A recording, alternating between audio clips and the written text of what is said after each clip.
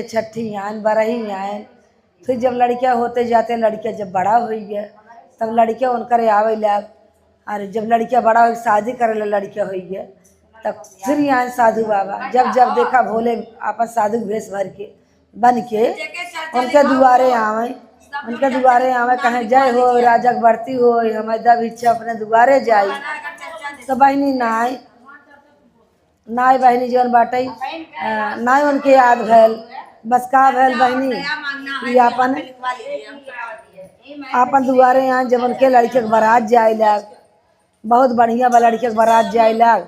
तो लड़के के बारात जब जाए लग बहनी तो लड़के के बारात उनकर बहुत जब आधे रास्ता गए तो भोले बाबा उनके लड़के के जान ले लेहन। कहन एक अब आँख ना खुली एक दुआरे भिक्षा मांगे साधु भेज धई के एक दुआरे भिक्षा मांगे भिक्षा ना आए हमारे देश सब लौट के चली गए। कहा ठीक बा अपन चली गए ना आधी दूर गए तो उनके लड़के के जान ले लेहन भोले बाबा जान ले लेहन। कहन अब एक आँख ना खुली तो लागन रोवे गावे कहे कि अब का करी। तब ओकरे बाद भोले बाबा प्रकट हो